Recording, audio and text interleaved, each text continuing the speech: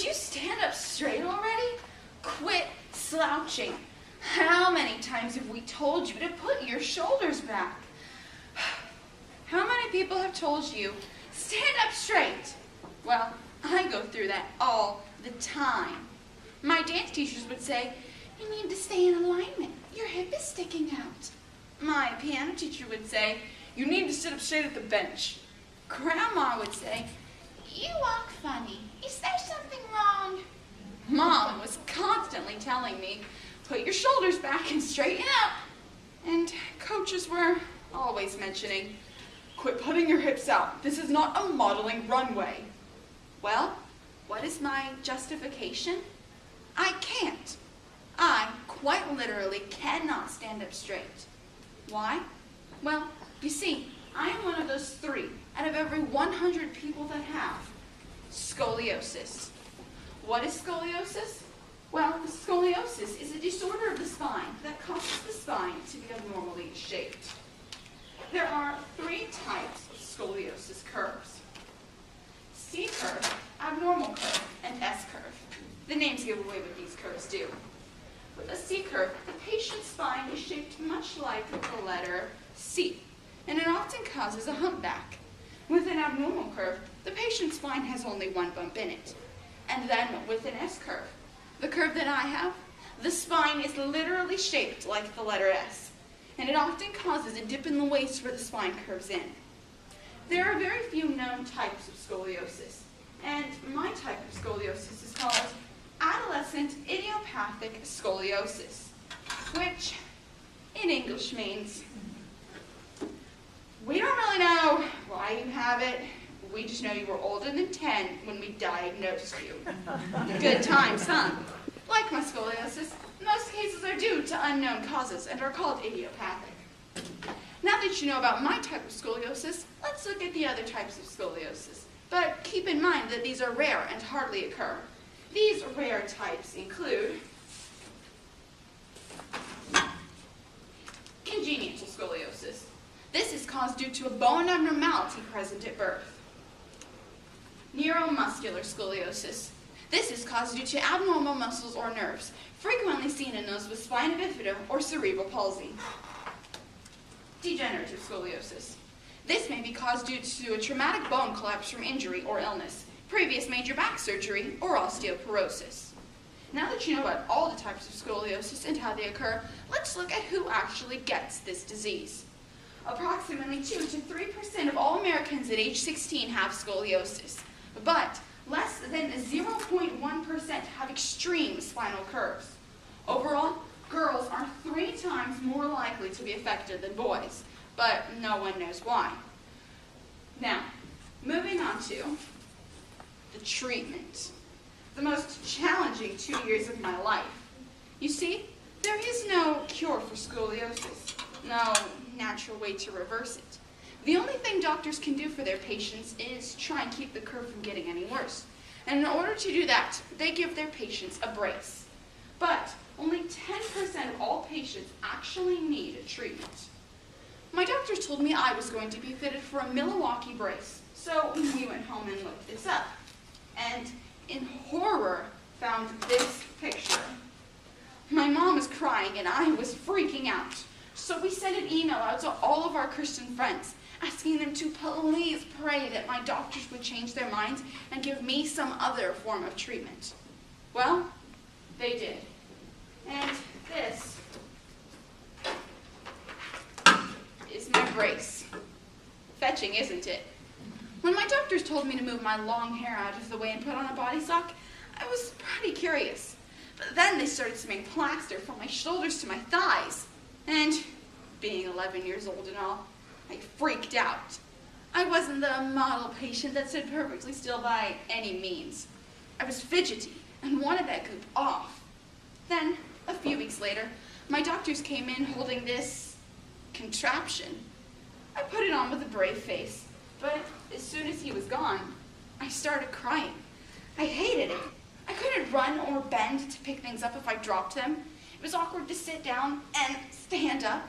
The body socks were itchy and the brace was hot. But it was all for a reason.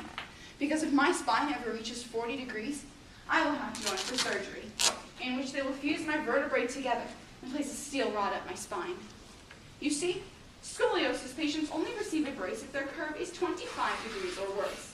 And upon looking at my x-ray, my doctors discovered that my curve was 36 degrees. That's why I had to wear a brace.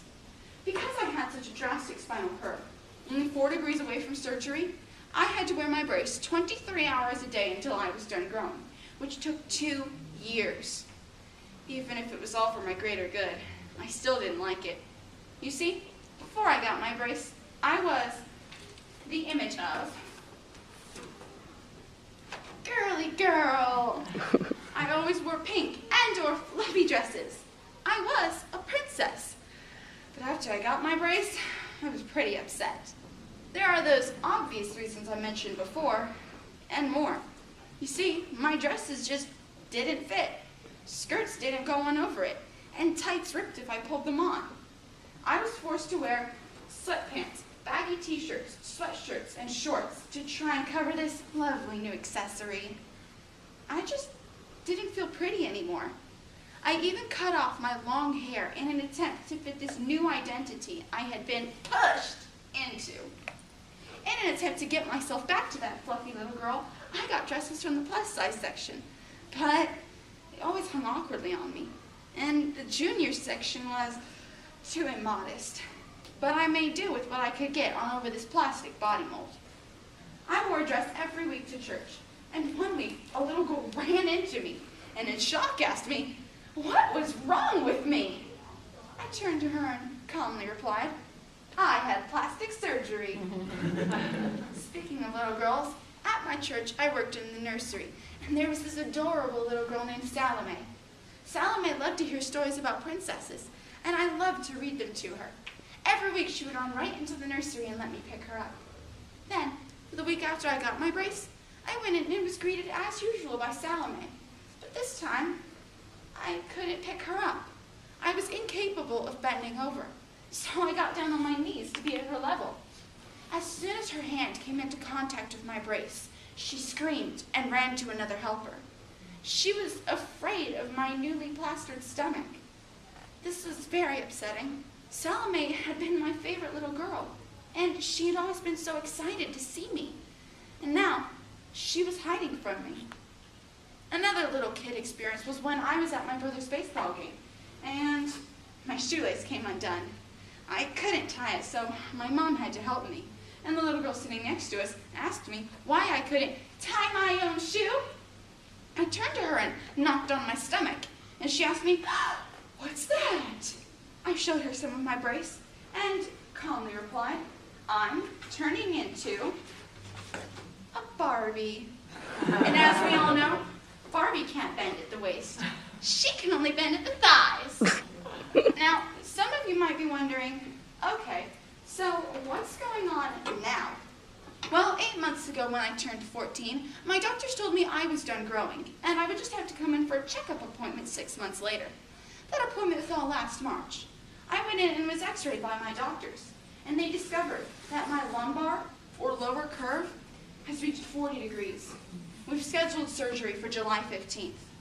I will be having around 4 vertebrae fused and about 5 inches of steel rod attached to my spine. I will be in the hospital 5 days after surgery, and then it will be 6 weeks total of recovery time. So, how has this experience changed me? Well, I've had plenty of experiences with doctors, so I have become interested in a career as a registered nurse. I have also found myself more empathetic towards someone going through a challenge in their life.